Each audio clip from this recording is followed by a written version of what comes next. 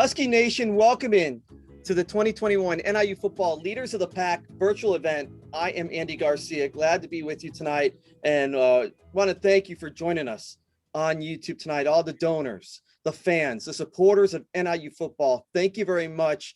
I know we want to see you back soon in Huskie Stadium. You will. We'll see you soon, but we're getting you ready for 2021. We're going to get you through spring football. We're going to talk just NIU football for the next hour or so, and we have Q&As. We've got a lot to go through. First things first, we're going to hear from head coach Thomas Hammock. He's going to start his third season now. He's going to talk about what he's gone through so far, getting ready for spring ball, getting ready for the 2021 season. We are 215 days away from opening day, Georgia Tech on September 4th. There's a lot of work to do, but I know I'm also one of the fans that is excited to get back on the field. So we'll talk to Coach Hammock. Then we're going to talk a little offense. Head offensive coordinator Eric Eidsness is going to join us, along with the quarterbacks, Dustin Fletcher and Rocky Lombardi. He's on campus. We're going to talk to both Dustin and Rocky about the offense, about what they're expecting with the quarterback position this year. Then we're going to talk a little defense. Derrick Jackson, the defensive coordinator, is going to join us alongside linebacker Nick Ratine and defensive lineman James Esther. Two players that had really good 2020 seasons. Looking forward to what they're going to do in 2021. So we'll talk a little defense then. And then we're going to take your questions with Coach Hammock, along with offensive tackle Marcus Cox and linebacker Lance DeVoe. Great to have, hopefully, Lance DeVoe be back. Can't wait to get him back on the field. And then we'll be joined by the Associate Vice President, Director of Athletics here at NIU, Shawn T Frazier. And we've gotten a lot of your answers or questions, Q&A. We've gotten a lot of them. Keep them coming. You're going to see a chat or a Q&A. Send them in. We'll try to get to as many as we can. So send them in. Let's just have some fun. It's Huskie football. It's February. There's a lot of snow outside, but it's always time for Huskie football, and we're going to talk about it as we start with the head coach, Thomas Hammock. And Coach, great to get you on. And, you know, it seems like that 2020 season went really fast, right? 6 games, able to get 6 games in, but talking to you all the time, it just seems like those 6 games are so important for your program. We got through that. Now we hopefully have a full season of preseason and getting through the off season, spring ball, and then getting ready for 2021. It's all you. Tell us what the state of the program is right now for NIU football, Coach. Appreciate that, Andy. Obviously, as you know, experience is a great teacher. But first and foremost, I just want to thank everybody for being on tonight. Hope everybody's safe and healthy. I know our team is really taken to following the protocols and doing everything necessary to continue to train this offseason, which I think is important. You know, obviously this past year has been unique and challenging on a bunch of different fronts.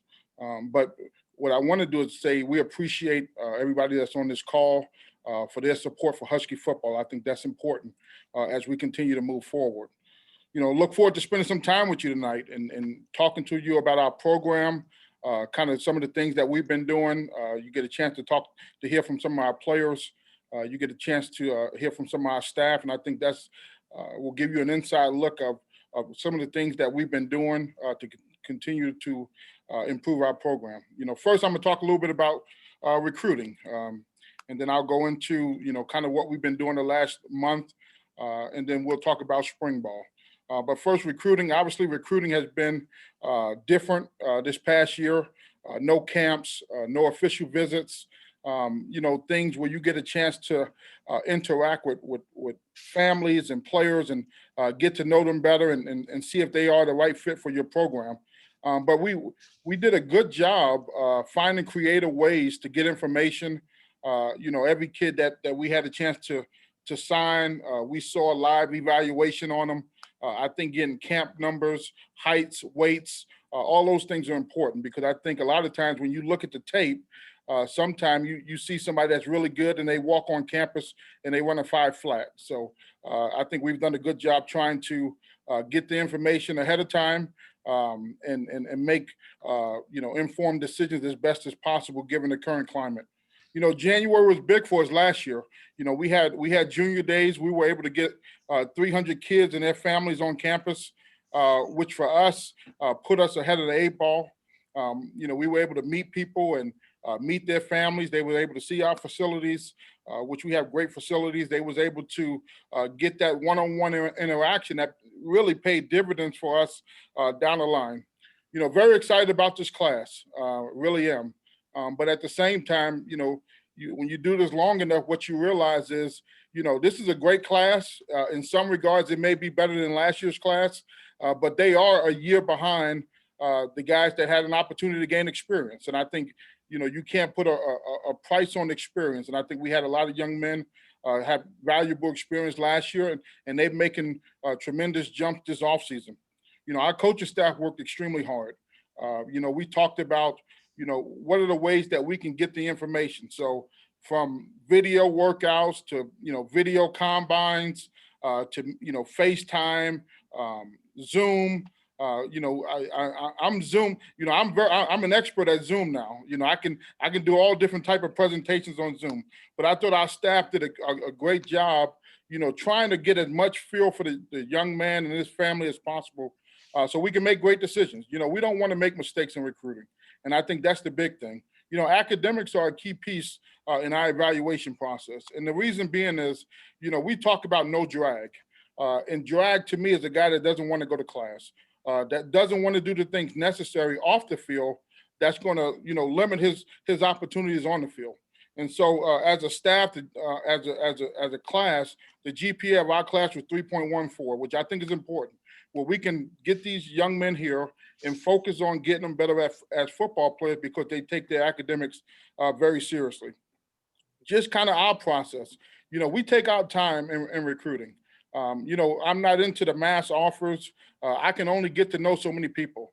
And as the head football coach, one thing I learned from Coach Novak is everybody that walks in this program, I better sign off on. There were many times when I was an assistant here and I thought a young man was good enough and Coach Novak didn't sign off on it. And I feel the same way. So everybody that walks in our program, moving forward, I've signed off that this guy is, number one, the type of character kid that we're looking for.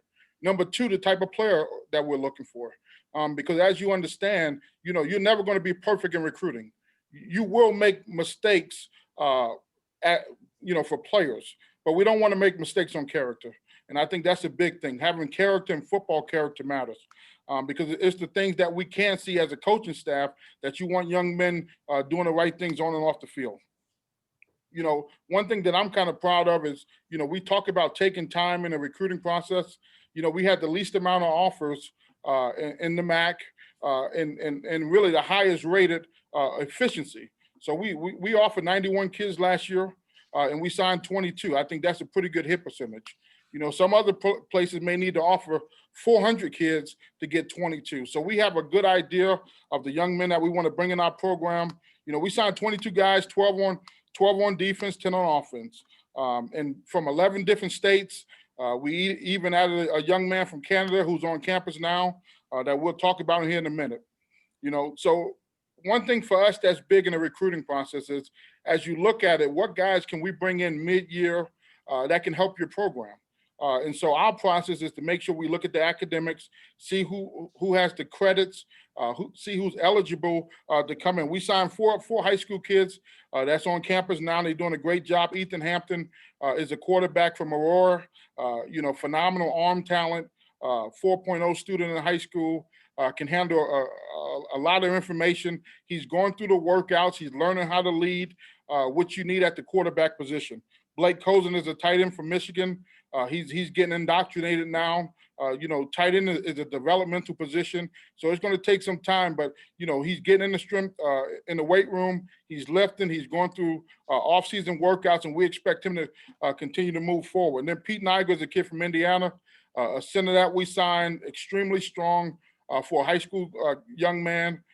He's coming into this program. Center is a big position for us. Handles a lot of responsibilities, and he's a young guy that we feel like the sky's the limit down the line. And then Cyrus McGarrell, young man from Canada, who's a corner. He's here. He's competing. He's learning what it takes. I think he's got some good young players in front of him to learn from, and those guys are developing well. just so you understand, my thoughts and how we think about recruiting, we're always going to start with high school student athletes. I think that's how you build your team. That's how you build the culture of your team. And then from there, we're going to look at young men that we ask to walk on. So for us, it's high school student athletes, it's walk-ons. And then the third element to me would be transfers. And I think, we're not going to have a mass number of transfers. And if we do, there's a problem. That means we didn't evaluate properly. That means we don't feel good about the guys that we have in the program. But we are going to be selective with some transfers that we take. And I think we took 3 young men. One guy will be a grad transfer down the line. But 2 guys are currently on campus. Rocky Lombardi is a quarterback from Michigan State, great experience. You'll have a chance to hear from him in a little bit. But, the one thing that I can tell you right now about Rocky is, his leadership is something that sets him apart. And I think that's something that you can tell very early. And I think obviously the player will see how he goes through spring and how he competes. He understands it's a competitive room. You got some quarterbacks that want to play. But I love his leadership and how he's getting guys organized. They throw in the mornings. They doing things on the weekends. And I think that goes a long way in building a football team. And then Clint Rakovich, he's a young man that, to me, he's like a chess piece. He can do a variety of things. Put him in a variety of spots. We having a lot of fun. As an offensive staff, building ways that we can use him. And I think the great thing is we can be able to line up in any formation in our offense with him on the field, because he can run the ball, he can catch the ball, he can block. He's very versatile in the things that he can do. Couple other guys I want to mention, and like I said, I feel great about this class. We may not have the number of guys that's going to come in right away and play, but what it does is add quality depth to your team. Playing a 12-game season with the non-conference schedule, we're gonna have an opportunity to see some guys. So a couple guys I want to just quickly highlight before I talk about our current team. Ontario Brown's a running back from Georgia that we really like, young man that we got a lot of information on, and I think the running back room is going to be extremely competitive. And the one thing I would say, I know he's supposed to be the highest rated kid. I don't look at those ratings. We look at the player, and we're excited about what he can do in our program. Another running back that I'm really excited about, a guy that comes from a track family, extremely fast, is Julius Bolden. He's from Kansas. Very fortunate to get him.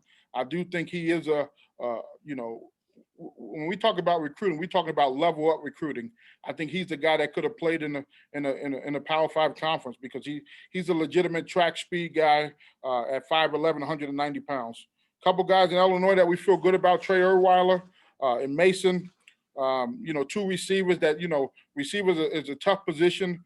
A lot is expected of those guys, but certainly think they can come in and have a chance to compete and see if they can get on the field.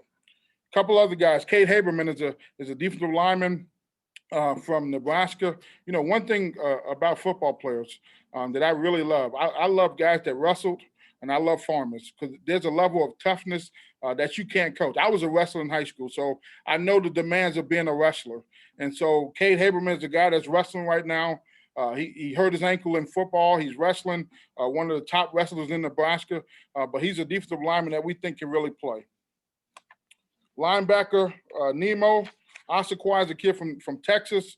And like I said, COVID really put a wrench on a lot of things as far as recruiting, but we were able to use that to our advantage, to get to know a kid without the glitz and the glamour.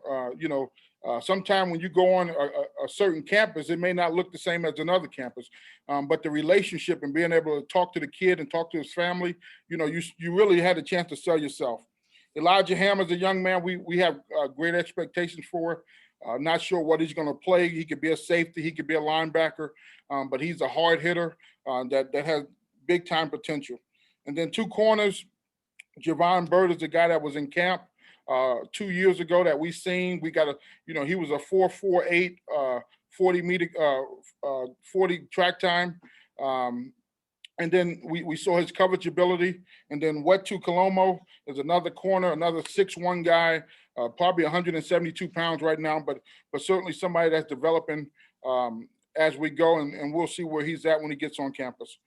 So that's a little bit about our class. I didn't talk through everybody, but highlighted a couple guys that I think can really have a chance to compete. Looking at our team, just to give you a little bit about where we're at as a football team. We're starting our 4th week in our offseason program. We're testing our team.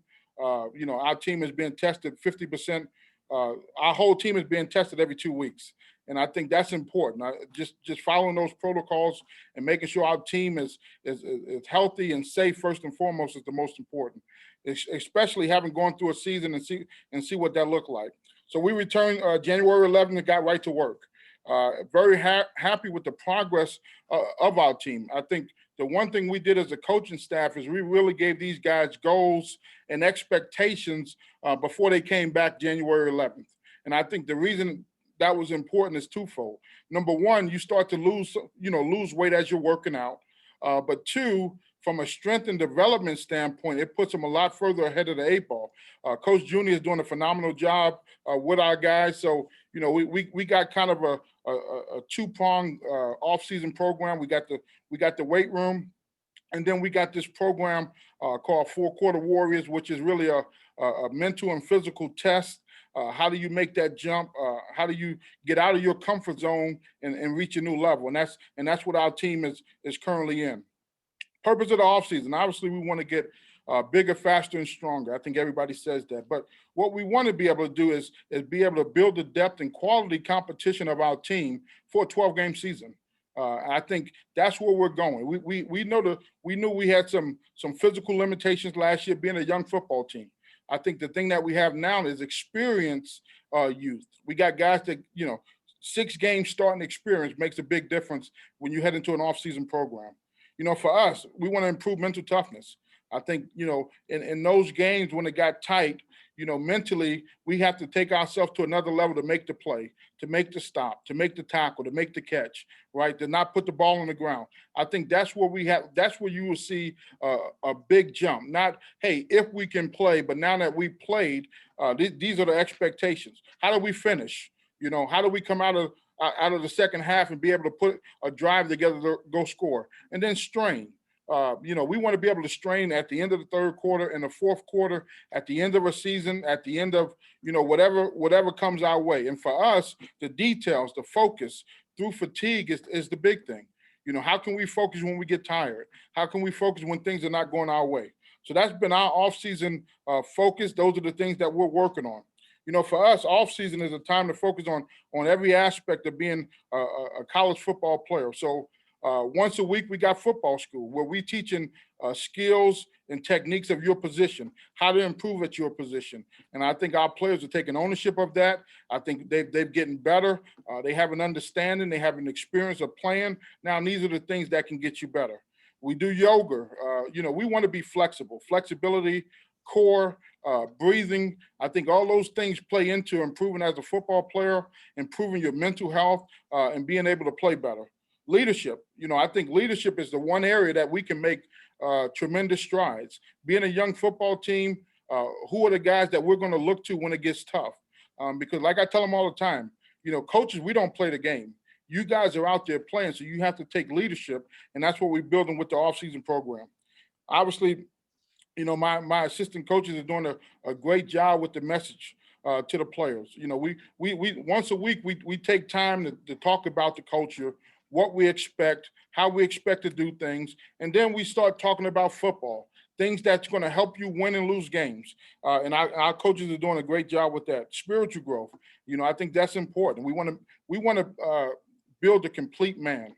And then obviously, to me, I think one area that we can get better at, especially in this modern time of social media, is getting to know your teammates, knowing guys on the team, getting to know where they're from, how they talk. I try to explain to our team, a text message is not a conversation. Open your mouth and speak to the man next to you, because that's the guy you are going to go into a game with. That's the guy that you're going to rely on. Get to know who he is. And I think, that started in over Christmas break, and that's continuing now. A couple guys I want to point out that I think have made tremendous strides. Obviously I can point out a lot of guys because guys are making jumps. They look different. They feel different. It's a much different football team. But some guys that I think have really, risen to the challenge. Evan Buss is an offensive tackle that we could have played last year. He played some, but he's the guy that's taken, a tremendous jump in the weight room in his mentality and his approach. Harrison Whaley is a back that finished the season with 200-yard games. Most importantly, as you look at him, he played last year at 168 pounds. So as you think about the development, we are a developmental program. Right now he's 182 pounds. He's extremely strong. He's fast. Obviously, that's documented, but he's the guy that's making a step. Messiah Travis is a young receiver that's getting better each and every day that we think can make plays for us. On the defensive side, Damon Taylor is a guy that, we think the sky's the limit. Let me just first and foremost say that. But he's taken some time to get his feet underneath him and understand what it takes to compete at this level, but he's made jumps. Ivan Davis is a young man we thought could play last year, had an injury in training camp. So he's fully recovered now, and he's the guy that we think could be that pass rusher off the edge and create that type of splash plays that we need to change games. And then obviously two corners that we feel like can really be next level corners in our program, Miles McGee and Eric Rogers. And I think, we had big plans for these young men last year. And I think what happens and what a lot of people don't understand is quarantine was tough. We had guys on our team had multiple quarantines. And you say you out for 14 days and can't do anything, and then you got to come back and try to play. That was tough. So for some of these young guys, Miles came here at 170 pounds. He's 190 pounds right now. He can run. He's physical. And we got to make sure he can tackle better. Eric Rogers came here at 162 pounds. He's 178 pounds right now. He's 6'2". Hopefully we can get him up to 185 by the season. But he's a guy with long arms that can bend, that can run, and he can be a lockdown corner if he continues to develop. As far as spring ball for us, some goals that we have as a staff, some goals that we'll talk about as we get closer to spring ball with our players. We want to master the schemes. So we in building the schemes, make sure the schemes are very player friendly. We're going to build our schemes around our players. Master the techniques and fundamentals. I think that's important. Situational football, lots of situations that came up last year from other teams that we can continue to learn from. We want to create a competitive environment. I think that's the thing that guys understand. To get on the field for us, it's going to be extremely competitive, and that's going to take work each and every single day. We want to keep guys healthy. I think that's important. When you look at this spring, you look at our team, when you look on the practice field, most of the guys played. So we want to keep them healthy and make sure they continue to develop. And then come out of spring with a depth chart. We'll have an initial depth chart. Obviously, we got some freshmen coming in. But for a freshman to come in right now, it's going to be extremely difficult. And if you see a freshman on the field next year, that means he went to work and he earned a spot. And so we believe in a meritocracy system. And the best guy's going to play, but it's going to be tough. And I think our freshmen understand that because we talked about that in the recruiting process. They see how many young guys played this year. Just a tentative schedule. We're going to start practicing March 19th. We're going to practice Monday, Wednesday, Friday, Saturday. We practice in the morning during the week. On the weekends, it'll be at 11 o'clock. Practices are open. Feel free to come. We have nothing to hide. We're going to get after it. We're going to coach them hard. They're going to play hard, and you can make an evaluation when you come. The spring game will be April 10th, and then obviously we will continue to lift with Coach Junior in the weight room during that time so we can continue to maintain the strength that we was able to gain. Appreciate everything you guys do for the program. I'm sure I'll take questions later. Excited to hear from some of our players and coaches as this thing continue to go on. Coach, I appreciate it, and good stuff. And again, one question I always get before we get to the next segment is that, some people and some fans will always look back at the last schedule or the last record. If you haven't seen this team, you don't know. If you watched anything of last year's team, you know that this team is on the verge of something special. We saw a little bit of it last year with all the youth.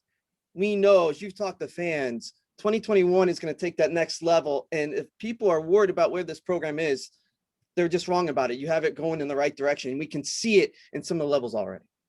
No, I think that's a big thing for us, and I think our players feel that and they understand that. And the great thing about it, they're putting the work in. They're having fun. They're competing. They understand that the guy that may be in your rack is somebody you're competing against, but at the same time, for us to continue to grow as a football team, we need everybody to be at their best. And I think, that's where we're going. I'm excited.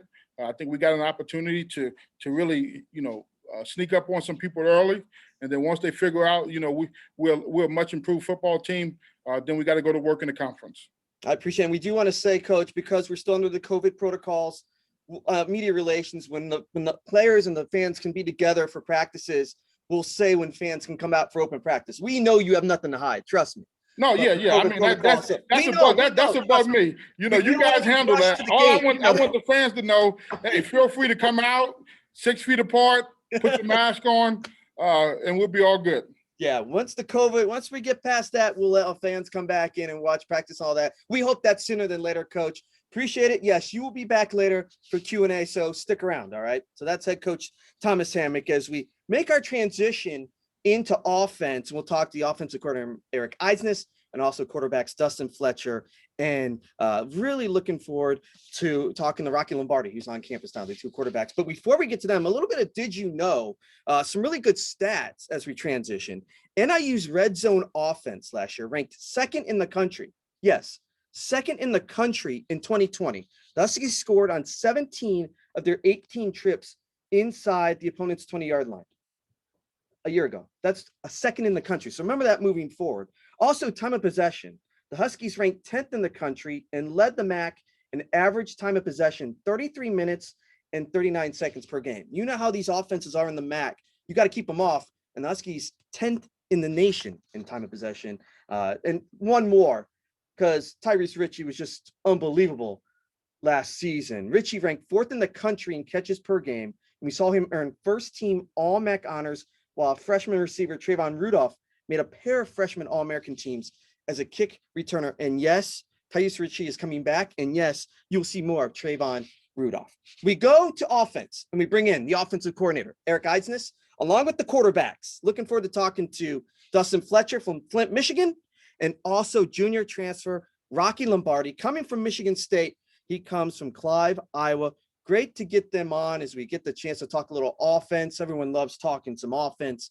We get the chance to do that now. We see Eric Eidsness in. We see Dustin Fletcher. We're getting Rocky Lombardi all set.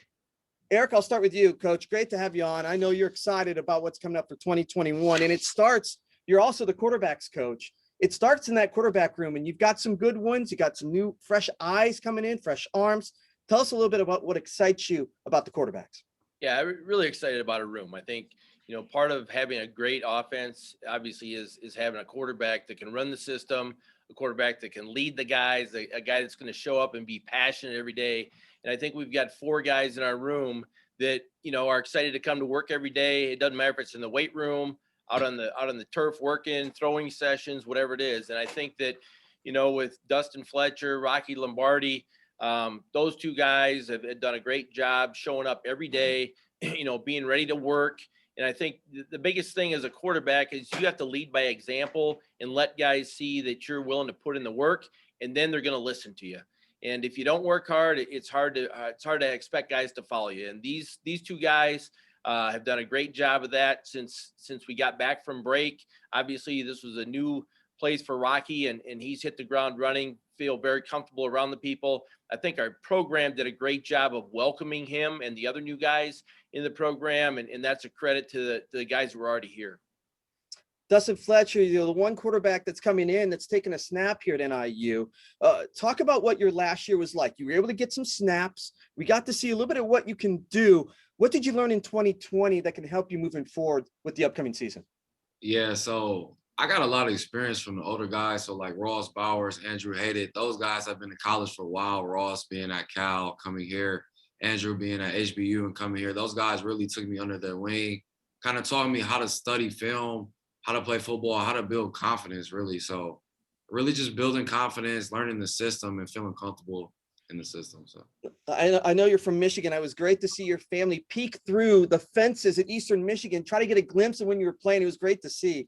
I know that's important to you, and we're looking forward to what you can do this year. Just one of the questions we have. Go to Rocky Lombardi. Rocky, great to have you on campus, coming over from Michigan State. Plain and simple, why was NIU the right choice for you to come here? Yeah, well, first of all, I'm excited to be here. I've already had great experiences here in the short time that I've been on campus. So I'm excited to be here, but really I wanted to choose somewhere where I felt like I could be successful and I could change the program on and off the field. So I'm excited to do that. Coach, we talked about the quarterbacks and what they can do, but we got to move to the wide receivers. And Tyrese Ritchie, I brought up some of the stats that he had, Coach. Just a fantastic year. Whatever it was thrown to him, he was going to catch. But we also saw some glimpses of Trayvon Rudolph. You got a veteran in Cole Tucker. What do you like coming back with the receivers going into 2021? I think, the fans know about those three guys, and obviously we expect them to raise their level and play better. I think some younger guys and some guys that maybe haven't seen the field as much, we're seeing a lot of progress and growth out of. Muhammad Torre was a guy that was a situational guy for us last year, did some things. Muhammad is a very confident young man that plays with a lot of courage and really is willing to do whatever you ask of him. I'm really excited about his growth and his ability to get on the field more. Messiah Travis, who caught a screen against Eastern Michigan and scored. Messiah is a young man that, when he plays consistently, he can do some really great things. And right now we're starting to see more consistency out of him. And I think that's great. And then a really young guy, Billy Dozier, is a guy that, came into the program, cut his teeth on special teams, has shown great work ethic, has shown the ability to learn and really grow. And really excited about Billy and what he can do. And then after that, it really comes down to, this time, winter. What are guys going to do? How hard are they going to work? How much time are they going to put into it so that we can see their growth in spring ball? And then that really sets the course for them in the summer and then heading into fall camp. Dustin, I'll give you the question about the wideouts, because you've had a chance to throw to these guys, to have players like Ritchie and Rudolph, and coaches talked about some of the other names kind of just getting in their own and building their reputation here at NIU. Dustin, how's your relationship with the wide receivers been up to this point, and where can it go as you get forward to 2021? Yeah, our wide receivers, it's a great group, man. They're very deep, from, like you said, Billy, from the walk-on to Billy, to older guys like Cole. And they're all special. Like, before the catch, they can do some crazy things to get open. After the catch, to make a 5-yard pass turn into a touchdown. So those guys, great players and great guys to be around, always keep a smile on your face. So they're a solid group. Rocky, how have you come into this program? I mean, it's like learning a different language at some points, right? I've heard you sometimes you go from English to Spanish, learning an offense. How's that learning curve been so far for you? Yeah, it's been good. I've had a lot of offenses in my career. This will actually be my 4th OC. So I've learned a lot of offense and learned a lot of football in my day. So, Coach talks about, getting a blank slate every year, basically, now for me. So just another year. I'm excited to pick up a new offense and learn some more ball. Coach, the running backs, you've got youth in Harrison Whaley, and you got Aaron Collins, who came in and showed what he can do.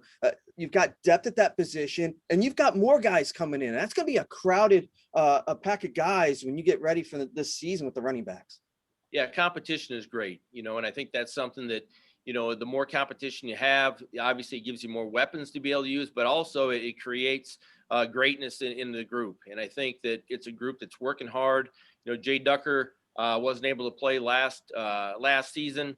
And, we're excited about Jay and him coming back healthy and being able to go. And then we had a transfer in Click Rakovich, who is a guy that really can do a lot of different things. He can play the running back spot. He can line up and play out in space at a receiver. He can line up in the backfield and almost play kind of a hybrid fullback, H-back. So I think those guys that will be here this spring, there's going to be a lot of competition. There's going to be a lot of fun using them in different ways. And so really excited about the depth of that room. And, you have to be deep in that area, because that's a position that 11 guys are trying to tackle every play.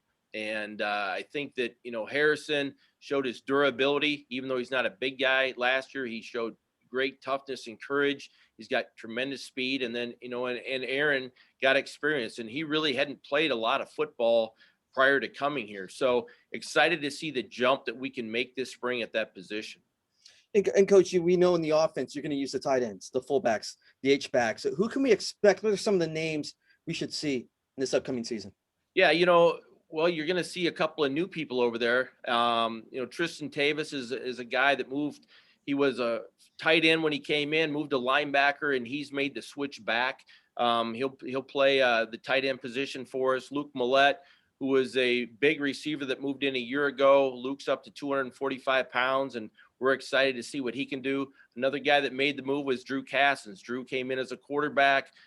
He's up over 230 pounds right now, and he's also going to play kind of that H position, move around and do some different things. We returned Brett Bosted, as a fullback, and Liam Sorghum is a guy that played for us last year as a down tight end with his hand in the dirt. All those guys, got experience with him, but those other guys now, they're growing into the position, and we're really excited to see the growth that they're going to have this spring. Coach, I'll talk about the offensive line in a second, but I want to go to Dustin and Rocky because it's the elephant in the room, guys. And then I'll start with Dustin.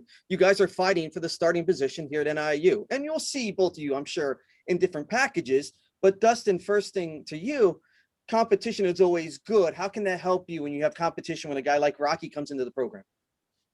Yeah, that's always good. We come here to compete, so that's a great opportunity. And I would say here at NIU, which this is my only college experience, but it's never any bad blood. It's always like Rocky's my brother, I'm his brother, and we're going to help each other grow. So the best for the team was who would be out there, and there would be nothing bad about it. So it's solid, and we'll just work together to make NIU the best program that we can be. So. And Rocky, I've heard the same thing from hearing about everybody about this so far since you've come in, that it's a competition, but also it's a brotherhood for this team. Yeah, absolutely. Everything's a competition, not just in the quarterback room, but you got to compete with your position group at every position. So, competition's good. It brings out the best in people, and it's going to bring out the best in this team.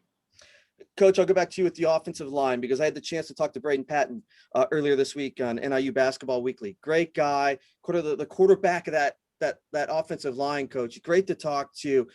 And here at NIU, there's a tradition of fantastic offensive linemen, and it seems to continue with guys that we see like Marcus Cox and Braden Patton, just a couple of guys that fans know about. But I know there's some youth coming in too that you're excited about.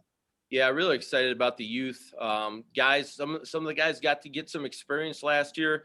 John Champ came in and played a lot of football for us at guard last year. Young man that, just learning the game, but really now this offseason is taking some big strides physically and growing, mentally as far as learning techniques and how to play the game.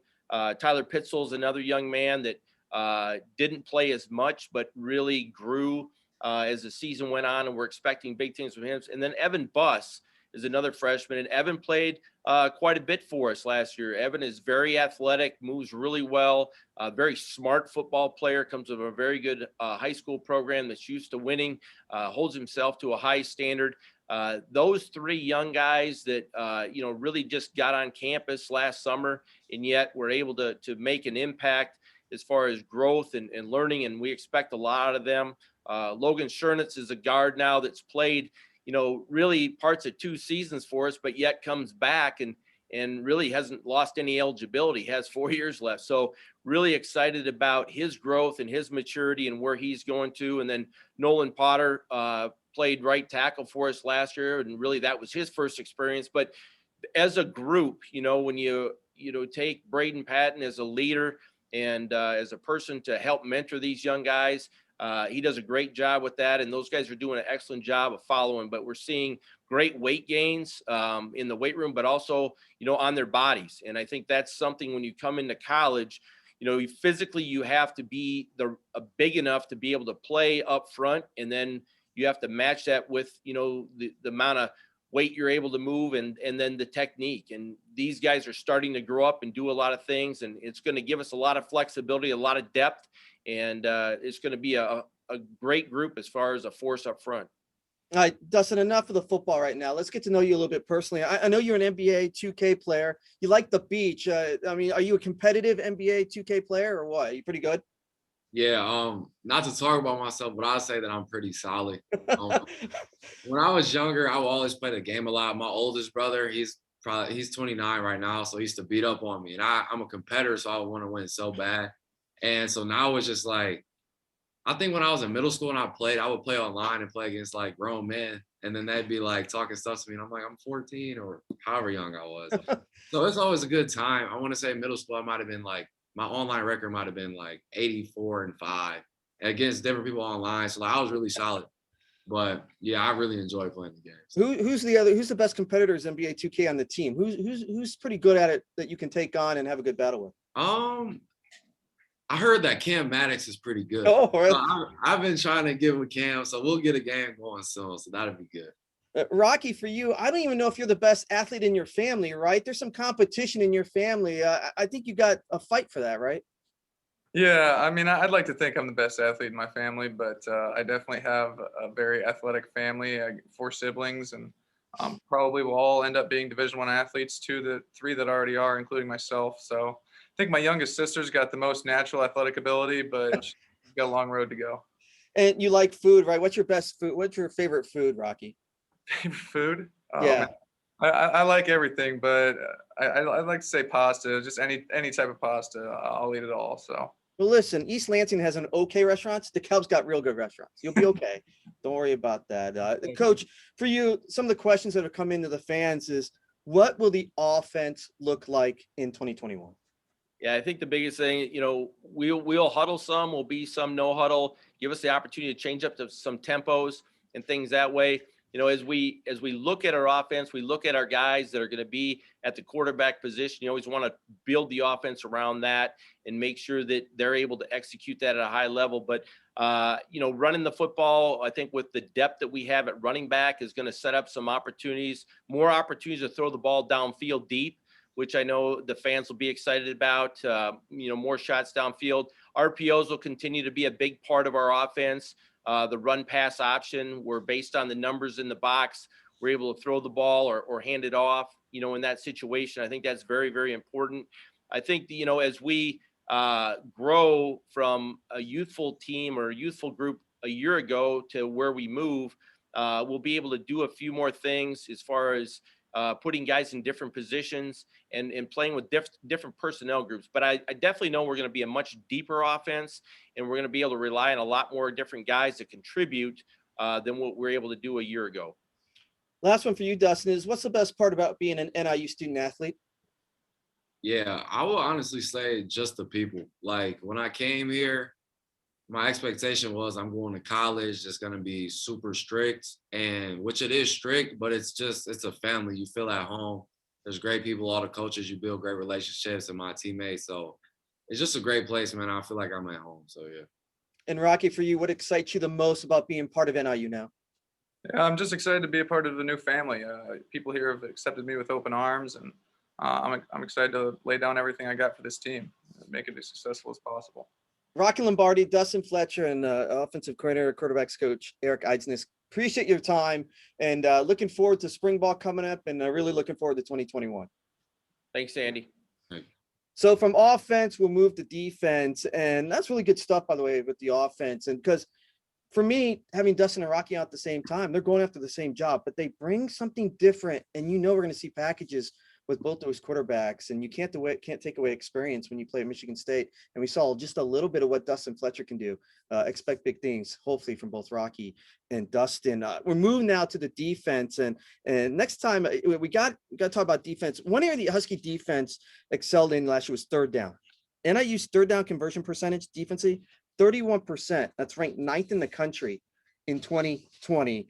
Individually newcomer Jordan Gandy made a big impact as he led the Huskies in tackles with 41 on the year, and his 1.3 passes defended per game, ranked 5th in the country, and led the MAC, a local student athlete from the Cal. Good to see Gandhi. And finally, I have to mention Kyle Pugh, coming back now for a 7th season with NIU. We don't want him to leave, and he's such a great leader, and he's still getting it done. He's played 34 games here at NIU, 186 career tackles, and 12.5 tackles for loss. Great to see Kyle Pugh come back as we bring in the defensive side, Derrick Jackson, the defensive coordinator, alongside sophomore linebacker Nick Ratine from Palatine, Illinois, and redshirt freshman defensive tackle James Esther from Detroit, Michigan. Great to get these guys on as we'll start with the defensive coordinator, Derrick Jackson. And Coach, great to talk to you, man. Every time I talk to you, I get fired up. Not that Coach Eidsness not get me fired up, but you want me want to tackle somebody. I don't want to. I'm a little small, 5'8", 155, but I'll get in the weight room. But for you, your defense was so young, and you played freshman after freshman. They're now got some experience. They've got some games under their belt, and they were good last year. I know you're expecting, again, that next level coming up in 2021. Yeah, I think we were excited. The fact that we had this chance to start, I think, with 6 true freshmen at different times, 7 with some redshirt freshmen, and be able to play at times at a high level excited us. And I think knowing what we had to overcome in terms of guys that literally were green out of high school, first time on campus, was almost right in our stadium and playing for us, was a challenge, but it was fun because there was a lot of first, first tackle for loss, first sack, first interception, first fumble. So many positives that we were able to grasp from those guys. But the exciting part is having 6 games under their belt and knowing that we get a chance to, start from scratch again, but they now have the ability to understand conceptually what we want to do on defense. They now have off season under their belt, which to me, when you're young, that is probably the biggest piece of the puzzle. That year of growth physically to now understand what's necessary to be successful. They've seen that, or they know that now. You can talk to a kid about why the weight room is important, and they've been on the field. Now they know why it really is important. You can talk about studying the playbook and why that is so important, because the details matter, formations, down and distance, situations in the game, those type of things. And then I think last but not least, from a standpoint of just, excitement of those guys of maturity, I've had a chance to now watch probably every group that we've had in the weight room and just see how much different they look from when we last were on the field in November to how just in 2 months or 2.5 months, their bodies already look like different players. So the excitement to get our hands on that clay and start to mold it is really building. James, Esther, from Detroit, Michigan, you played 4 games as a redshirt freshman. How important was those 4 games to get in there? And you're one of those players that Coach Hammock talked about, James, where if you're good enough, it doesn't matter if you're a freshman, sophomore, if you're good enough, you're going to make the field. And we saw that with you starting 4 games. How much was that experience? How much did that help you getting ready for this upcoming season? It definitely helped a lot. I mean, coming in my true freshman year, being able to play against Nebraska and Vanderbilt, that kind of started me off, and then just pushing forward into this next season during my redshirt freshman year was just kind of like a great building block just for the rest of my career, just getting out there and being able to play against those guys. So, yeah. Nick Ratine, coming back, you got that extra season. You're able to play and get that season back. You're going to be a sophomore season. How much did that help? Where you had that 3 year, able to get 6 games under your belt. You came in with some experience. You played. You got more of that in 2020. What are you expecting? What's your expectations for yourself in 2021? Yeah, it was great getting those 6 games this year, and obviously my freshman year I was lucky enough to play in those few games that I got to play in, so that definitely helps. And I think this last season, those 6 games with how young we are, is just going to help our team in the future. And I mean, just for the future for myself is just trying to be a leader on this team and just trying to help the Huskies become the best program that we can be. Coach Jackson, with having Nick Ratine on the show tonight, I'll start with you in the linebackers. It's such a veteran core with Pugh, DeVoe, Rayner. We bring in Ratine. That is experience on experience, and that's nice to have at that linebacker core. No, it's awesome. I think, it's a position group where they're the second level of your defense, so they really communicate to the front and they communicate to the back end. So having people that understand how we need to run fit things, how we need to structurally have our pass rotations work, the communication that has to go from back end to the front and making sure that it doesn't get lost in translation. Those guys, we put a lot on their plate. The fact that all of them have played a substantial amount of football for us is huge. And although we've never had them all like in totality for a whole season, we've had them in bits and pieces together that I think they've built a cohesiveness and confidence of understanding what each other's strengths are, sometimes what each other's weaknesses are, and how you balance that out when you're on the football field, when the coaches aren't out there, how they have to feed off each other and how they have to convey the messages that we get conveyed on the sideline and hold kind of be the glue that holds us together when they're on the football field. Those guys, I think, have a leadership ability about them that all we need to step to the forefront. They've done an outstanding job so far since the season has ended to where we are now with the off season.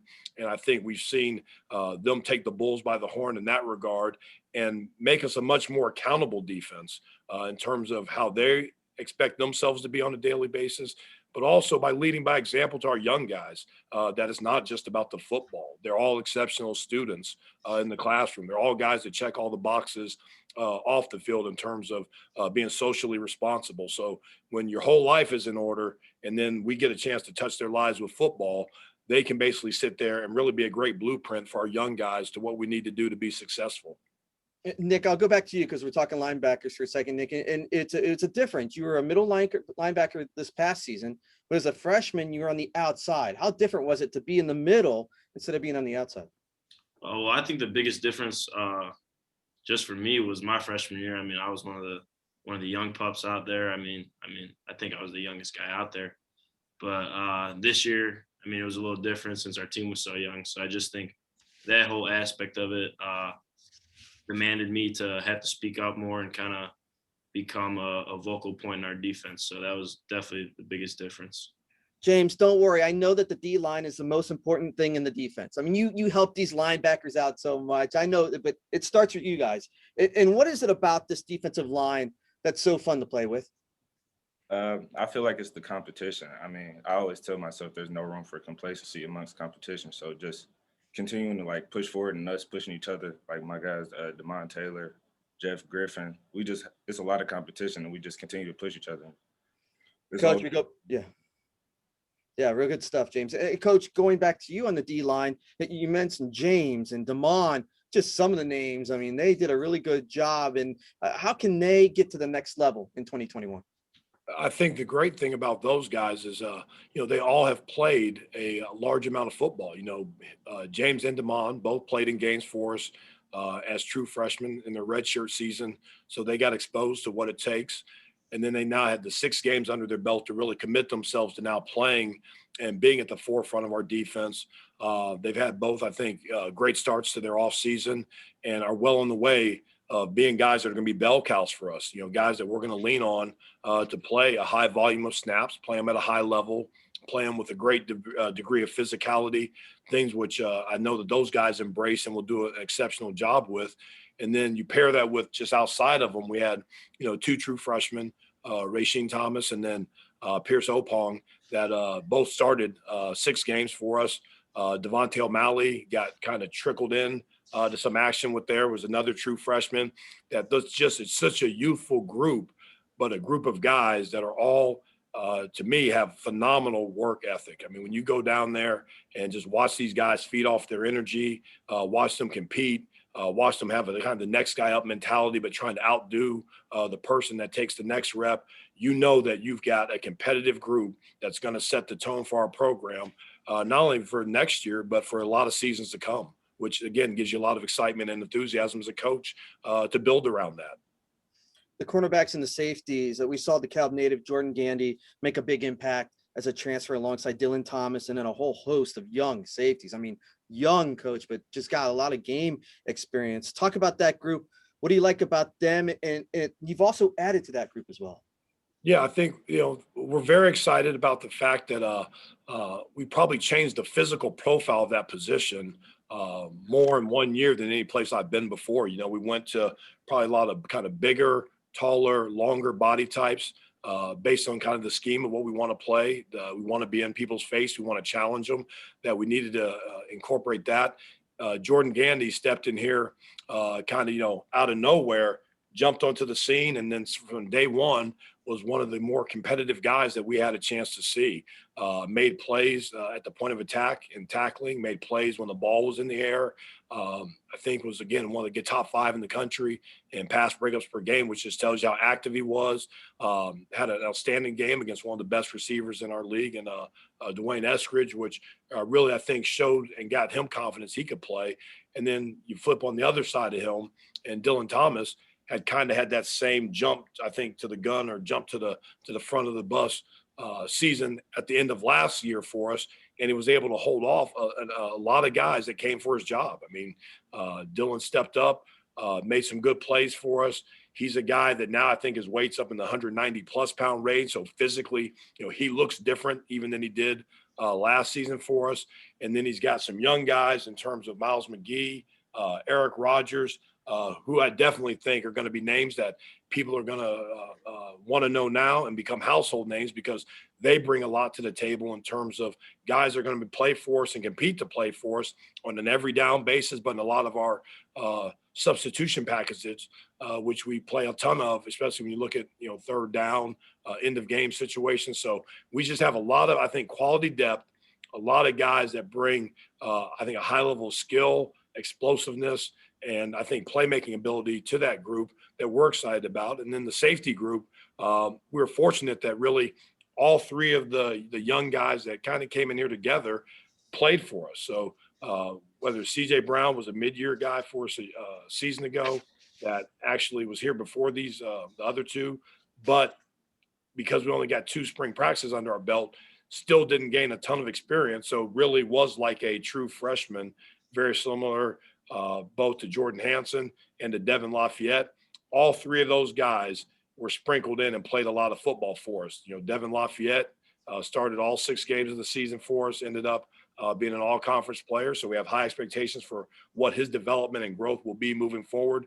Jordan Hanson probably made as many point-of-attack plays with the ball in the air as any freshman I've been around in my 20 years of coaching in an abbreviated period of time. And I think he's only scratched the surface of what he can be as he continues to develop his physicality.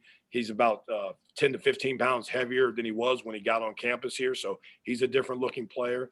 And then CJ Brown is kind of a combination of the two of them, where he can play both the safety positions. And we need him to continue to develop, because it gives us 3 guys that at any point in time we feel can be on the football field for us. And we don't have a drop off in the level of play, the level of expectation, or us having a chance to be successful in defense with them on the football field. Yeah, really good stuff, Coach. Nick, I'll go back to you. Little Birdie told me you're a White Sox fan. Are you a big baseball fan? And what do you do to get away from being a student athlete and just relax? What do you do with your off time? Yeah, I'm definitely a big baseball fan. I played baseball my whole life growing up, and the White Sox this year, I'm looking forward to hopefully going to see them play in the summertime if the MLB allows fans. But other than that, I don't know. I like watching TV. Me and my roommates Tristan Tavis and Brett Bostad, we always hang out in our living room and just kind of throw a movie on and just kind of edge out a little bit. So. What are some of the things you guys watch? Are there a particular movie you guys just bring on all the time that cracks you up, or is there a TV show that you guys like to watch? Fresh Prince of Bel-Air is always on after workouts. So it's on until like 12 o'clock in the morning on the TV. So we like watching that a lot. That's cool. James, how do you get away from the game and from some of the books? I know you're a gamer as well. How do you get away and just be yourself and get away from everything? Yeah, I'm definitely a big video game guy. Just kind of like Dustin said, playing like 2K, Madden, stuff like that. I know he kind of brought up Cam Maddox. He's a guy that him and Damon Taylor are usually at our house just playing video games. Avoid Cam because he kind of too good at the game. But who's the best at it? Like it's really between Cam Maddox and Jeff Griffin. Like those are the 2 guys you really want to stay away from.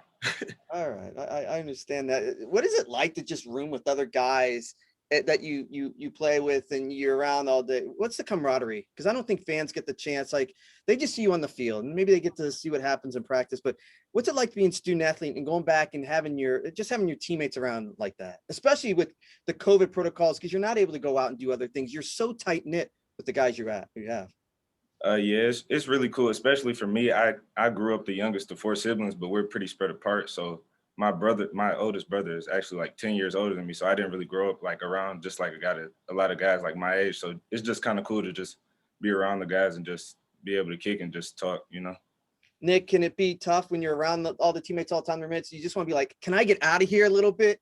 Can I just find some other space? But I know we've heard about NIU. It's a family, the hard way. And Nick, it just seems like you guys are tight knit. That sometimes people can use that saying. It's so easy to say, but with NIU, that's the truth, right?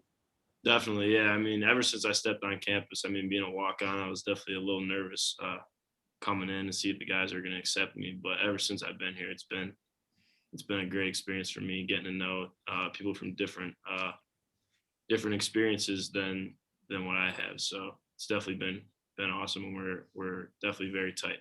One final question. I'll start with Nick. Nick, do you have a good impersonation of Coach Jackson in the back? Maybe he doesn't know about it, but can the guy, James, don't hold on. We'll get to you. But Nick, can the guys do a good Coach Jackson impersonation? Do you have one? I don't know if I personally can, but I mean, you could pass someone over to James. He might be able to do it a little better than I can. James, I mean, it may not be you that can do it, but come on now. There's some guy. I love trying to do it. It hurts my voice, but it's such a good one. Are there some guys on the team that have a pretty good one? Honestly, it's usually me. All right, you got to give us one then. You got to give us one. All right.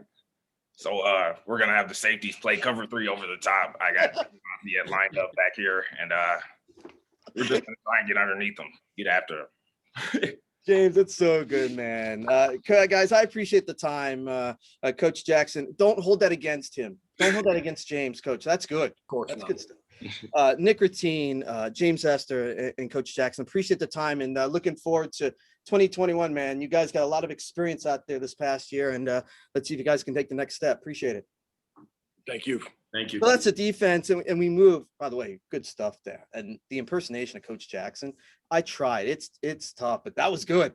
That was good from James Esther. As we move on, we're gonna have the Q&A with Coach Thomas Hammock, and some of the players, and looking forward to that, because it should be very interesting to see what the Q&A is with coming up. But as we prepare for that, let's give you the 2021 schedule, and we'll let you guys take a look. And again, we don't know what's going to happen with COVID protocol. We really hope that we're able to have fans back in Huskie Stadium, fingers crossed, and mask on.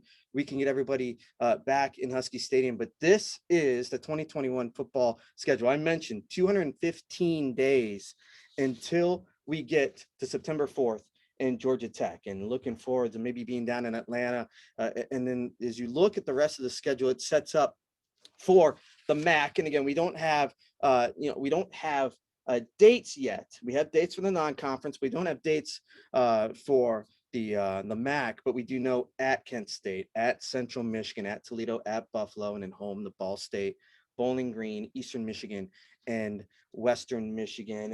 Looking forward to the season. Always excited to see what happens with that as well. So let's bring in for Q&A head coach Thomas Hammock, and I also have offensive tackle Marcus Cox and linebacker Lance DeVoe as we bring them in now. And Coach, I'll start with you.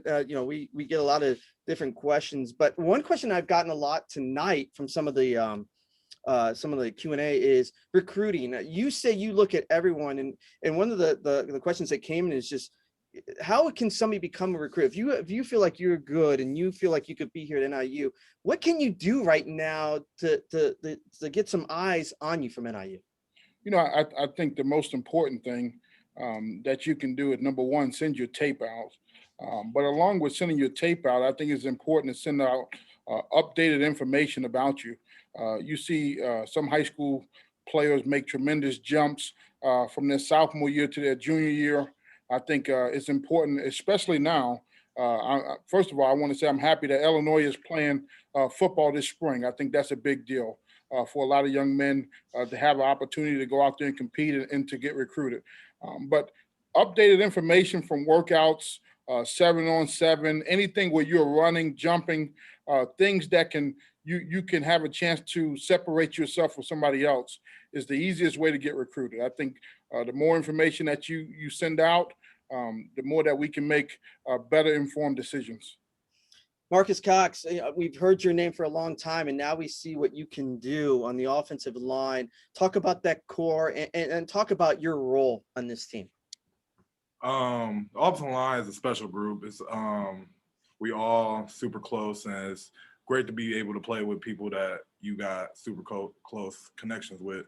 And my role is just to keep on blocking and keep whoever the quarterback is protected as long as possible, and whoever the running back is as much yards as possible. So that's Lance, being a linebacker on this team is a lot of fun too. And we talked to Nick Ratine just a couple minutes ago, but you've been a mainstay on this squad as well. Really excited to get you back on the field. What are you working on as you get ready for 2021?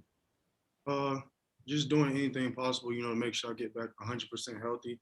And, I think I'm in a good spot right now. So, I just want to build on that, just keep working day in and day out and make sure I'm ready for the season. Coach, it always talks about, the upcoming season and people about the opponents. You always look forward to hearing about non-conference with Georgia Tech and Wyoming and at Michigan. Big time names, big time stages. When do you start to look at a particular team? When do you start to, you haven't even gotten to spring ball yet, but in the back of your mind, you got to start to think, okay, we've got these teams coming up. When do you start to look at that?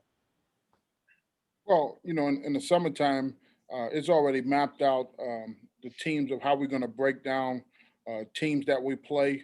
Normally, you break down the first two opponents. You start looking at the third opponent, knowing that you're going to have 2 games of information to continue to watch.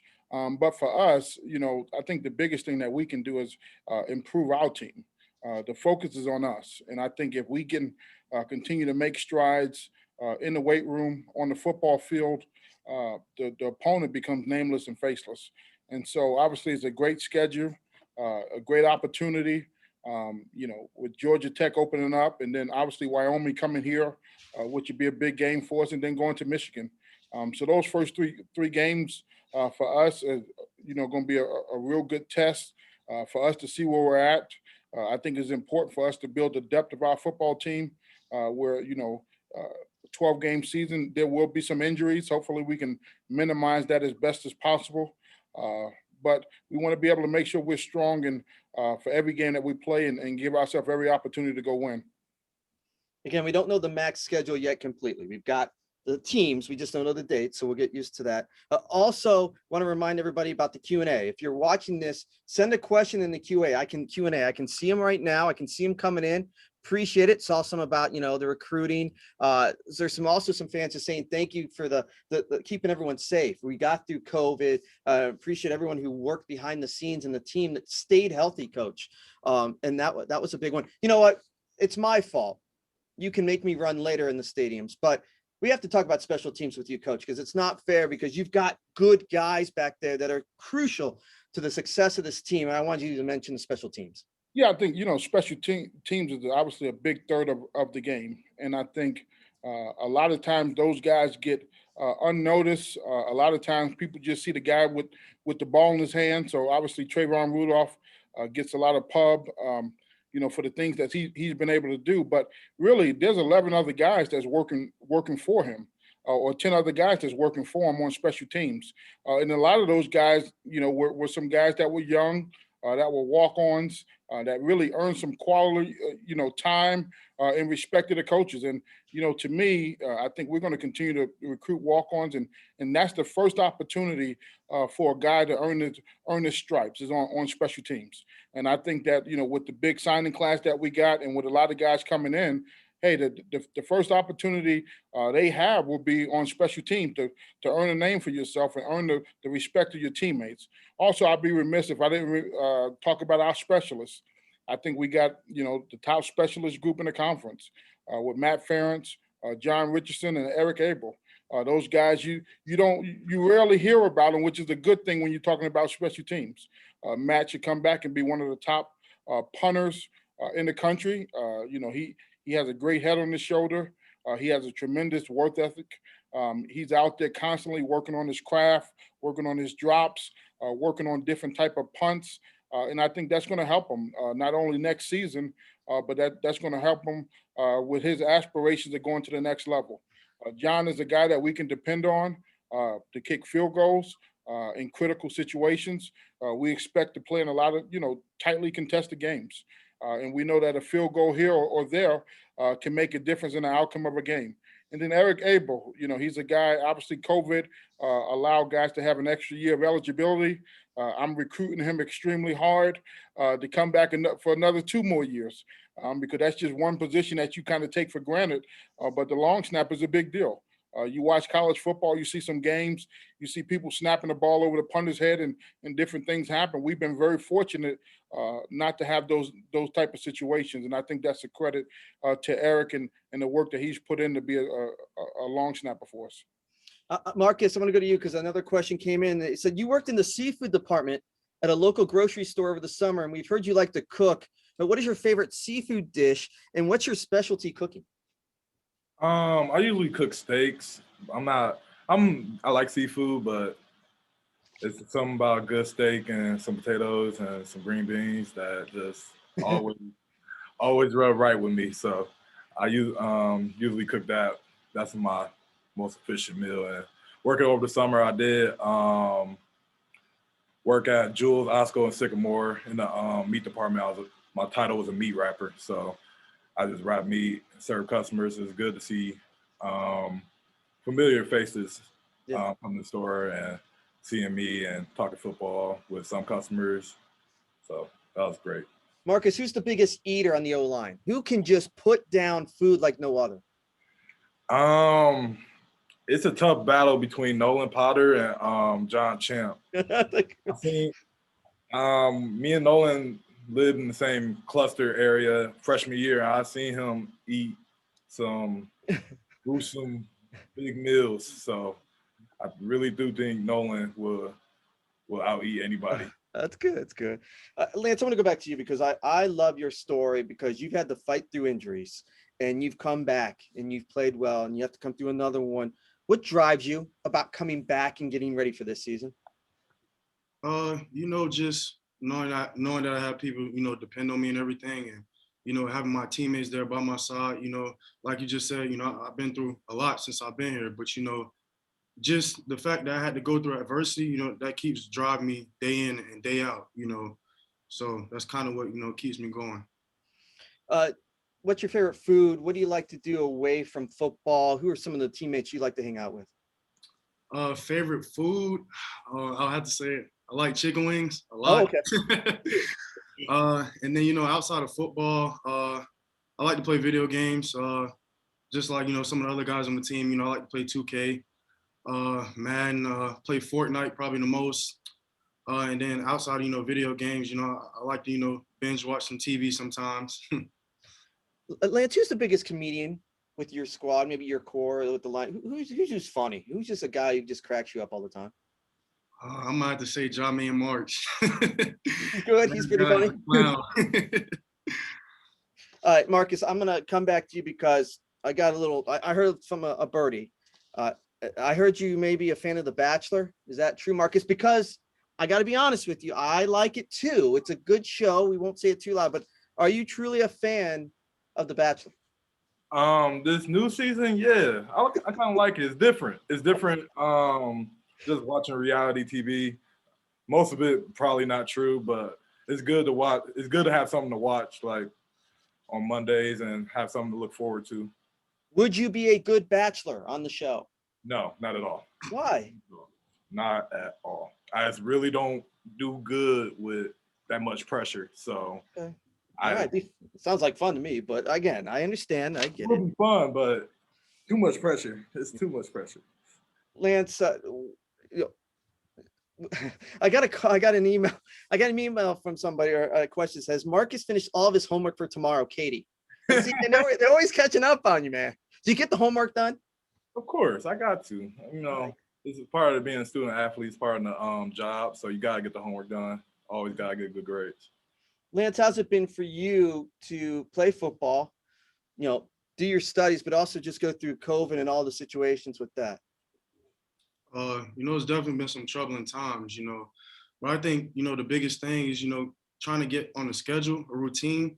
I feel like that'll kind of, help your day, help you go throughout the day easier. So, once you get that routine going, I feel like everything kind of moves a little bit smoother. Coach, I'll go back to you. Some of the questions that have come in. What are the top 3 to 5 areas of strength for this team as you get ready for 2021? Well, I think, first of all, I think anytime you look at a football team, you have to look at the quarterback position.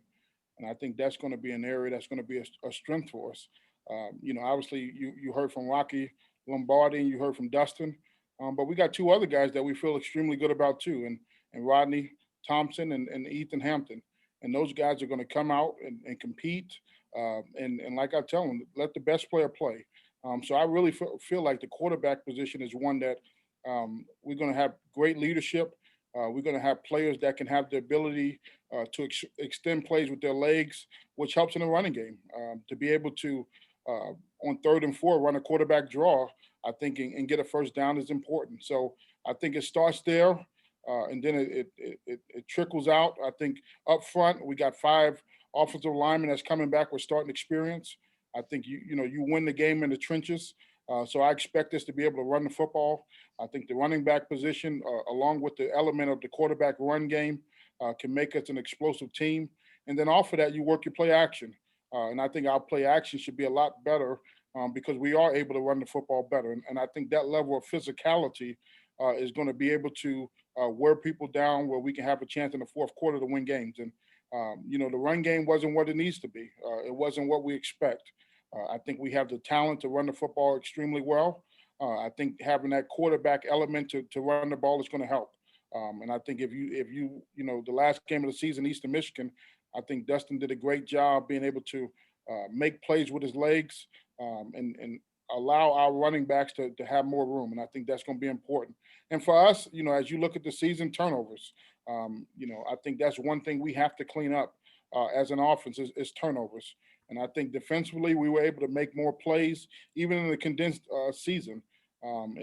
As you look at it, we were able to, get takeaways. We had, three interceptions at the safety position, which was 3 more than the year before. So I think we have guys that can make plays on the ball and create turnovers and make short fields for our offense, which allows us to score more points. And then we have to be dominant on special teams, as we talked about, and I think we got the pieces to do that. Coach, I also want to talk about some of the questions that have come in on the Q&A. Talk about, you are a coach that goes for it a lot on 4th down. You're going to take some gambles. The numbers say you should. You're going to do it. We've had some questions come in. Are we going to see flea flickers? Are we going to see even more expansion of the offense and see more trick plays? Yeah, I think the thing that's exciting is we have guys that can do things, special things with the ball in their hand. Obviously, about Clint. I think we got a tight end that's coming in that's going to be very dynamic. When we get them on campus. So when you have an opportunity to stay in the field, and to us, 3rd down is important. We have to be better on 3rd down. But when you have a chance to stay on the field longer, you can take more chances. We did a great study today. We looked at BYU offense today and the amount of things they were able to do from a scheme standpoint or things that can fit, things that we feel like, we got the pieces where guys can make plays. When you look at, Trayvon Rudolph is a guy that played quarterback in high school and the different things that you can be able to do with him and certain guys. So we are going to be more, we're going to open the playbook up more, I think, but it starts with being able to stay on the field longer.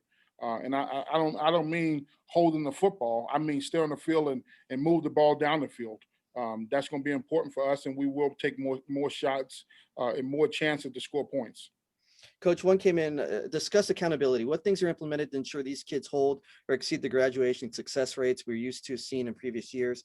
This fan said, I'm proud that NIU football players are rarely or never in the news for bad press. I would imagine this is just an approach that you have and your coaching staff's done just a great job, because we've seen the GSR, the graduation success rate, be really, really good at NIU. And we know that you do recruit fantastic kids. What's been the key behind that? Well, I think, first and foremost, when you talk about our program, we talk about the Huskie way. And really, the Huskie way is our way as coaches to hold our young men accountable. And we keep track of everything. We keep track of class attendance. We keep track of study tables. We keep track of grades. And the one thing that I think accountability helps is when you have a team meeting and you talk about guys that haven't done things right. We're going to address everything, not any one. And I think all those things are important when you're building a program and showing guys this is the way that you do it. And I think the great thing about us is, we're going to coach our best players the hardest. And I think when you do that, it makes it easier to have the young guys fall in line of what's expected, what's the standards. I think our veterans understand that. We're going to coach them extremely hard. And really, we want to get the message to the younger guys through our vets that's played. And I think they've embraced that with open arms. And I think that becomes the accountability where they can pass it on. This is how you handle your business both on and off the football field. Marcus, we hear about the hard way, but what's the hard way mean to you being an NIU student athlete? The hard way means a lot to me. It means no matter what the situation is, no matter how hard life gets, there's always a way. There's always a way to do something. You always need to get something out of the situation, even if it's from learning to just being great at the situation or prospering through it. But it always does mean just keep your head down, work hard. Yeah. Lance, for you, we've seen you go through the hard way. What's it mean right now for you, the hard way, being an NIU student athlete? Kind of piggyback off of what Marcus said, kind of just keep your head down and keep going. We don't take no shortcuts. We don't want the easy way out. Just keep grinding, keep pushing, and, do whatever you got to do to complete our mission. Lance DeVoe, Marcus Cox, we appreciate your time. Thanks for coming on tonight, and good luck moving forward. I know you're looking forward to getting back on the field, spring ball, and getting ready for the 2021 season, guys. Appreciate the time. Thank you. Coach, stay with me because we're going to bring in the Associate Vice President, Director of Athletics here at NIU, Shawn T Frazier. And as we do that, Coach, I have a question for you as we bring Shawn in a second. Coach, I do have one more, and we've seen it with Rocky Lombardi in the transfer portal come from Michigan State to you. What impact has the transfer portal had to our program, and how big do you think it'll be with other MAC teams that have that transfer portal? I think, obviously, what the transfer portal has done is given young men an opportunity to go somewhere else. And I think, that's expected. I think there's going to be more attrition than what you seen in the past. The thing that's interesting to me is, everybody that's played college football has thought about quitting or transferring. This is not something new. When I was a player after my freshman year, I'm a transfer. But I think there's a certain level of, self-pride that you get from persevering. Something that you thought was extremely difficult as a young player, as a freshman, you realize that was part of the growth and maturation that you needed. I know I wouldn't be where I am today if I would have did something different. So, the transfer portal, it is what it is. I think the big thing is student athletes need to understand there's going to be 1,500 to 1,600 kids that don't go anywhere. Because as a program, you can only sign 25 kids. So we signed 22 high school players, and we signed three transfers. So we're done. I don't care how good a player is in the transfer portal, unless he wants to walk on into our program, he won't have a chance here. And I think that's what a lot of people are starting to realize. It sounds exciting. It sounds good when you put it on social media. Hey, I'm transferring, and that's good for about 24 hours. And then once that 24 hours passes, people move on because it's hard to build a program in the transfer portal. You bring in a lot of different personalities that you don't know. Yeah. You don't know their families. You don't know in-depth information about them. And I think for us, we will use it as a small piece to building our football team, but it won't be the only piece. Let's bring in the Associate Vice President, Director of Athletics here at NIU, Shawn T Frazier. Shawn, great to have you on, and you've watched this throughout tonight. What excites you about what you've heard from Coach Hammock and the players so far? First off, Andy, you've done a tremendous job, but don't we have some great young athletes? Jesus, good Lord. Just listening to them, their responses, and able to really talk a little bit about what this program means to them. It's just fantastic. It's great to be around them because it keeps you young. It's kept me young. You know, you talk about Marcus Cox talking about steak and The Bachelor and all the different components to it. You know, I get a chance to be able to sit back and watch the growth and development. You know, the coaching staff, obviously starting with Coach Hammock and what they've been able to do. And yes, okay, it's a maturation process and people want wins. People want other types of things in the program. But I've been here 8 years and we won lots of football games here. But this is the first time that I've been giddy to watch the caliber, the content, and all the pieces coming together in front of my eyes.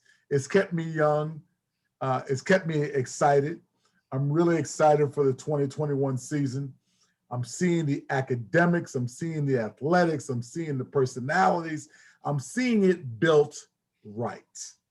And it really keeps me, my engine fired up. We talk about the hard way. We talked about all these different things. And I'm really happy to watch the growth and development with the coaching staff, the student athletes. Hell, Andy, you're on your A game tonight. Jesus, good Lord. You know, these are all the pieces that mean so much, and our supporters deserve this. They do. Our expectations is winning academically and athletically. So I hear that, and I'm fired up. This is good stuff right now. Shawn, I got some questions for you, and you know the first one's always about the schedule. You saw what we have this week or this year at Georgia Tech, Wyoming, at Michigan, taking on Maine here at home. I get a lot of Q&A right now. I'm getting a couple in now about what you see in the future with the schedule. Will we see more Iowas? Will we see more Big Ten schools on the schedule upcoming? Oh yes, we're in Big Ten country. You know, we are the Big Ten killer. This is what we do. And I know, you know, the relationship with Iowa is predates me. We will continue to do that. We will continue to have those conversations. But, you know, we have games, you know, with Michigan and Maryland. We'll continue our Big Ten relationship. We relish that. That's who we are. That's our identity. We're going to look forward to, you know, games in Illinois, you know, Northwestern. We're going to continue to knock on the door every day of the week about having these games. That's who we are. That's our identity. But we're also going to make sure nationally that we have a focus. And we will continue to do that and continue to ask and to be relentless to make sure we put a very balanced schedule for our fan base and for our program.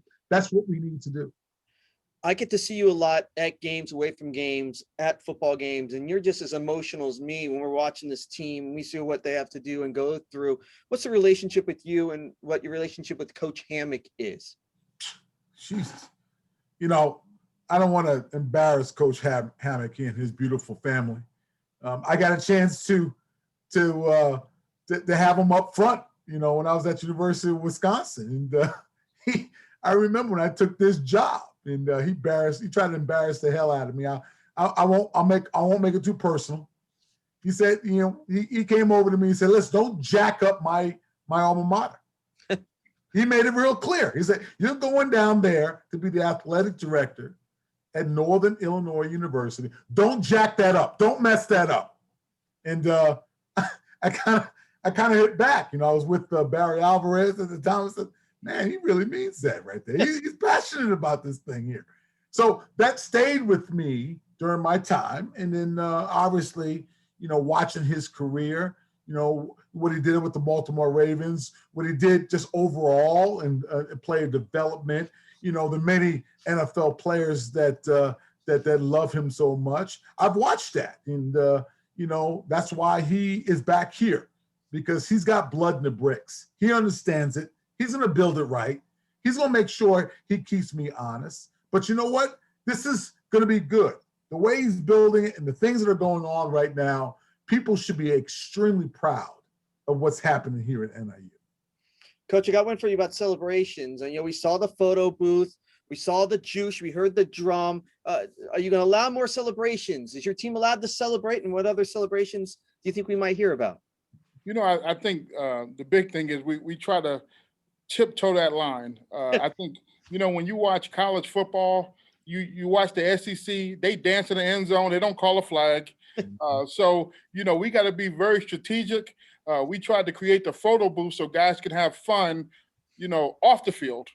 So if you score, if you do different things, at least you can do it, have some fun off the field. I think that we don't want to get a 15-yard penalty and people say we're undisciplined.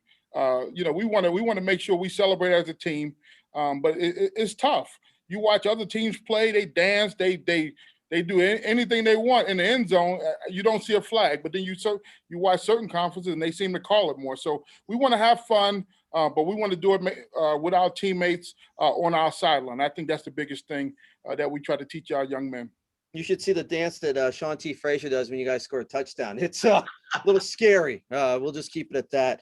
Shawn, I'll go back to you because, again, we had to go through this COVID, but we were able to get 6 games in. We've gotten from that to maybe and hopefully having a full offseason, preseason. What are your expectations of the program right now? Shawn, you and Coach talk all the time. Where do you see this program right now, and where do you want them to be when you get ready for 2021? You know what? The script has been written. I'm just coming here to maintain and to make sure we do what we need to do. We have dominance in the MAC. We have dominance in the great state of Illinois. We need to continue that process, and Coach Hammock and his staff and his students are doing that. So I understand that. That's the great thing as a former player at an unnamed institution down south that I totally get. I understand that. But I will not compromise standards to do that. And the great thing about Coach Hammock is that he's in there. He's got the blood in the bricks. He gets it. He understands. He understands our expectations. He understands where we're from. Obviously in the last decade, we have a significant dominance in the state of Illinois as well as in the MAC. And we need to continue that. But we need to do it the right way. We need to build it the right way. And I get that too. So that's my expectation, is to understand that there's our significant thought process about what we do winning academically and winning athletically. And he gets that. And that's why he's the head coach here. And I'm just happy to be a part of the process. Shawn, I get this one a lot, and it's written down for me again. Will we see fans in Huskie Stadium in 2021? Yeah, that's a good question. I don't have a crystal ball. COVID-19 is what it is. The great news is now we have a number of vaccines in place. We have, obviously a state that takes this really serious. We have an administration, our great president, Lisa Freeman. We've got people around us that are doing the right thing and leading by example. So I can tell you this, we're going to try like hell to make sure that we get our fan base and everybody around us, because we understand that having fans in the stands is a plus, is a major part of what we do here. So we will do that, but understand this, that we don't control COVID, and we'll do everything we can to get them in the stands. Shawn, I'll give you the start of the thank yous, and then we'll go to Coach for his wrap up. But I just want to kind of let you wrap up the night and your thoughts to fans. Man, they're hungry for NIU football. We know that, and they've been very, very good to us here at NIU, staying with us. And we saw what the success of the gifts, the giving. I'm just going to let you have the podium and what you want to tell the fans. No, I appreciate the tee up, Andy. You know what? It doesn't get any better than our fan base, our supporters, our donors, our fan base. Thank you for your continued support of NIU athletics, NIU football, all of our programs. What you have been able to do to put us in a position to be successful is outstanding. Simple as that. So I will say on behalf of NIU athletics, thank you. You have made the difference. You have made the sincere impact that are able for us to move forward. And I thank you for that. We need that. We're going to need that moving forward. But you have answered the bell on every single level. We cannot do what we do without you. So thank you for what you do and what you're going to do for the future. Coach Hammock, your words to the fans as we wrap it up tonight. Yeah, first of all, I think this was a great event. And I want to thank everybody that participated. I think, without the support of the diehard Husky fans, I think none of this stuff will be possible. But I will say this, we will be a much improved football team. There's not a doubt in my mind. And I think our young men are working, and we will make a tremendous jump, and we will be much improved. So the big thing for us is to continue to develop. We are a developmental program. We have a morning workout in the morning where we're going to flat get after it for about an hour and 15 minutes. And I think our young men are embracing the hard way and doing things that's going to make us get over the hump. And I think I couldn't be more excited. I look forward to getting fans to campus, when everything opens back up, and can't wait for the 2021 football season. Thomas Hammock, Shawn T Frazier. Appreciate the time, and I look forward to seeing you guys back on the field and ready. I said 215 days to Georgia Tech. I hope it comes fast. Thank you, guys. That's Thomas Hammock, Shawn T Frazier, as we wrap things up, guys. And again, we apologize. We got so many questions. I didn't get to all of them, but we appreciate all of them. And I hope you enjoyed what you heard from some of the student athletes and some of the coaches. Again, thank you for all the questions that came in. It's been a challenging 11 months here at NIU, but I think tonight's another example of what NIU has had. They have the right people in place to get through this time, the right people supporting Husky athletics. We'll get through this. We appreciate every one of you out there. And Coach Hammock talked about it. Shawn T Frazier talked about it. We couldn't do what we do without your support, and we appreciate it. And please keep it coming. We're going to need you moving forward. Some special thank yous from me: Donna Turner, Joe Summons, Pat Gorman, Dan Wolf, Angelo Sebastiano, Brooks Anderson, just some of the thank yous that I have for putting the show together. I hope everyone enjoyed it. If you missed any part of this Zoom tonight, it will premiere on NIU Athletics YouTube channel on Thursday night at 7 p.m. Also, if you're not subscribed to the YouTube channel, please do so. You'll get game highlights, special features. NIU Weekly shows is up there. NIU Athletics, the YouTube channel. Subscribe today. You'll see all this, and looking forward to what happens, not just with football coming out. We got some great basketball, wrestling, soccer happening. Stay tuned. NIUHuskies.com. We got the cutouts. Get your cutouts in the Convocation Center. That helps out. NIUHuskies.com will have all the information. Thank you for joining us on the Leaders of the Pack 2021 virtual event. For everyone who was a part of it, thank you for your time. But most of all, thank you for watching, Husky Nation. We can't wait to see you. We can't wait for football to get back. But most importantly, we thank you for all the support. Until next time, go Huskies.